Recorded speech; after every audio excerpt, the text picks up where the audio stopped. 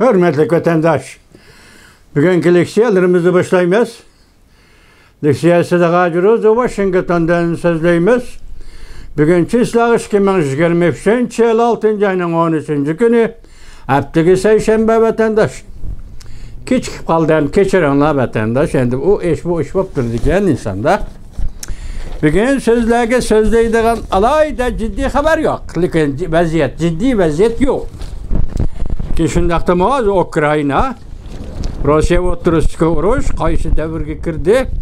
Ukrayna nima qilyapti, nima qilmoqchi degan savolga yarasha sizlarga leksiya so'zlaymiz vatandoshlar. Avval bir ishga vaziyatga munosabat keldi, bir ishga abzas. Yani qisqa xabarlarni olib o'tinglar. Jungoning qarzi trillion. Köpçük et. Qancha trillion ekanligida gap yo'q, köpçük et. Jungoning iqtisodiy tiniq ko'lchakka aylandi. Kishilar pul xarjlamaydigan bo'ldi. Demak, bozor yo'q degan gap. Halqaliq paytlar 2 soat ilgari yotib 6 ayning 13 kuni. Yana bir xabar. Ukrayna Bakhmutdan yetib kelgan xabar.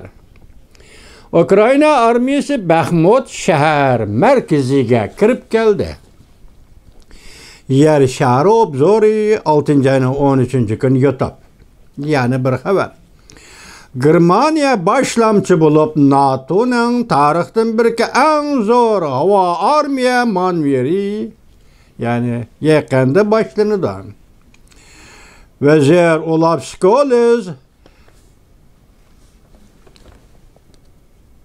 Olaf Scholz Germaniya vaziyetini o'zgartdi. Germaniya vaziyetini o'zgartdi. Tunigunki Angela Merkel siyosati hozir Germaniya uchun bir yuk bo'lib qoldi. Boshqacha qo'yaylik, sizlarga so'zlagan bo'lmaslar. Angela Merkel Germaniya iqtisodini Jungoning bozoriga bog'lab qo'ydi. Germaniyaning %99% savdo tijoratini Jungoga bog'lab qo'ydi. Endi bu nima deymiz, hech kim demaymiz-da vatandosh. Bir davlat rahbari endi o'zidan bilganini qiladi endi. Hozir mushu gapdan qaraganda Germaniya vaziri Olaf Scholz Angela Merkel paydo qilgan vaziyatni o'zgartdi. Endi Angela Merkelning vaqtdagi harakatlari Germaniya uchun bugun bir bo'pa, Xitoycha bo'pa. Bo'pa degan Xitoycha gap qilgan bir bog'cha, Uyg'urcha bir bog'cha bo'lib qoldi. Biroq bu yerda bir gap nima desangiz, bu havo armiya manveri hozir qatnashadigan davlat bir tartibda 25 davlat qatnashadi. Bu manver bevosita Rossiyaga qaratilgan manver deb tahlil qilyotdi torbatchilar. Yana bir xabar vatandosh, Rossiya armiyasi Qora dengiz va quruqlikda qurshovda qoldi. Ukrayna armiyasi g'albi seri ilgarilab 7 yezi qishloqni Ukraynaning sharqidagi Rossiya besib olgan zimminlardan 7 yezi qishloqni ozod qildi. Challi xabardir. 6 ayning 13 kuni 1 soat ilgari YouTube bu atgan xabarlarni kechiringlar. Yana bir xabar. Ukrayna armiyasining qaytarma hujum nishoni.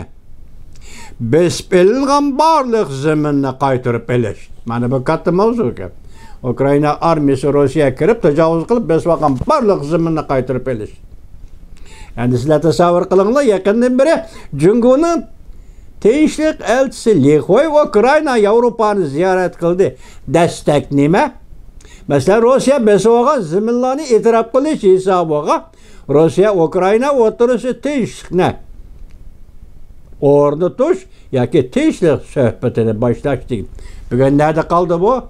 Bir haftaning ichida gaplar bu vatandosh. Bugun Jungoning bosh elchisi yoki tinchlik suhbat elchisi Lixoy ko'tarib chiqqan bu dastak bugun nerda qoldi vatandosh? Mana shuni qarang vatandosh.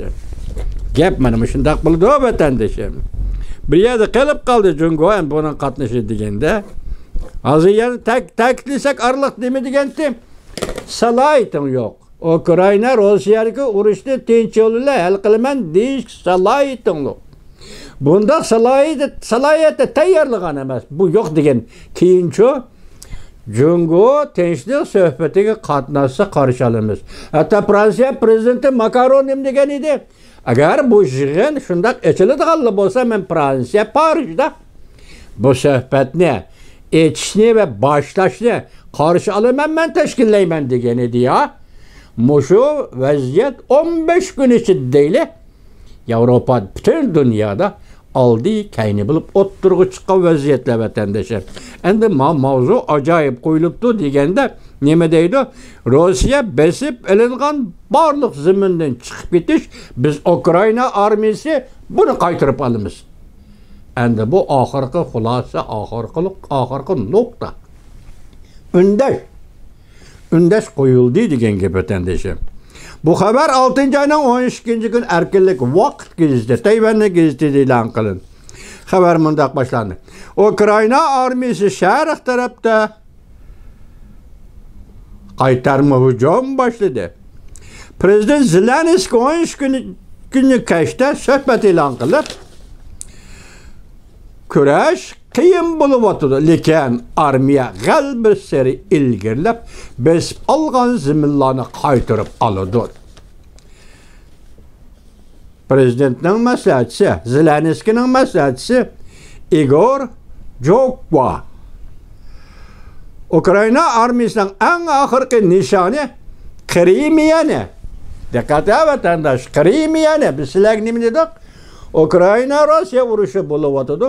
Donetski, Donbas, mush orliqda Ukrainaning sharqida, masalan, Xerson, masalan, hozir Bakhmut degan joylarda shiddatli jang bo'lyapti. Lekin bu maydonni bir jang maydoni deyli. Eng asosli masala Krimiya elingan kuni bu urushning g'albisi bo'lishdan boshqa Rossiya imperiyasiga ko'rsatadigan ta'siri, dunyo urush tarixiga ko'rsatadigan ta'siri va dunyoning kelgusiga ko'rsatadigan ta'siri intayin zo'r bo'ladi degan edik. Hozir nima deydi Jokwa? Prezident Zelenskiyning maslahatchisi Krimiyani ozod qilish bizning nishonimiz. Yana boshqa qo'ldan ketgan barliq zaminlarni qaytarib olish. Boshqa gap bilan bu yerda Jokwa maslahat, Jokwani gap o'xshash bo'ldi. Endi yana bir qarab turing. Endi biz buni o'tandek xabar deymizda. Ukraina dedi, Jokwa dedi, shuna deb keldi. O'tandek xabar deb nima deymiz? Mana qarab turing. Amerika Qo'shma Shtatlar davlat ishlar kotibi Antony Blinken Amerika eng yuqori chekcha Ukrainani qo'llaydi. Chek nada? Belki Krimiyani elish, chek nada? Rossiyani butunlay qo'g'lab chiqarish, besib ilingan zaminni butunlay qo'g'lab chiqarish. Shu chekcha Amerika Ukrainani qo'llaydi deb ko'rsatdi. Bu xabar 6-oyning 13-kuni Amerika ovozida Xitoy til programmasi e'lon qilindi. Xabar bunday boshlandi. Amerika Qo'shma Shtatlar davlat ishlar kotibi Antony Blinken haftaning 1-kuni dushanba, ya'ni 6-oyning 13-kuni bunday ko'rsatdi. Ukrainaning umumiylik hujum qilishi texnik vaqt baldir bo'lsa-mi? Bu nuqtada Antony Blinken shunday dedi. Vaqt baldir bo'lsa, hozir tuvan yana boshqa xabarni ko'rsizlar. Zodi vaqt qachon? Amaliyot hozir Ukraina 6-oyning 6-kuni qaytarma hujumni boshladik deb e'lon qilib bo'ldi vatandosh. Vaqt baldir bo'lsa-mi? Balki umumiylik hujumni ko'zga chiqqan bo'lishi mumkin.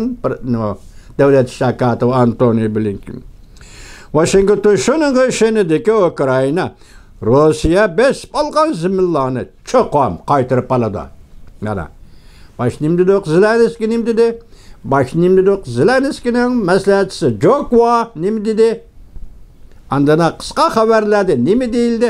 Hozir bu yerga kelib endi xulos shaklda xulosa chiqarganda davlat ishlar kotibi Antony Blinken deydiki, Rossiya besib olgan zaminlarni Ukraina armiyasi cho'qim qaytarib oladi. Washington'da muhbirlarni kutib olish yig'inida davlat ishlar kotibi Antony Blinken yana bunday ko'rsatdi. Amerika Ukrainani qo'llaydi. Taki Ukraina urush maydonida g'alaba qilg'uchi. Alat deymiz. Ala şəhərini deymiz.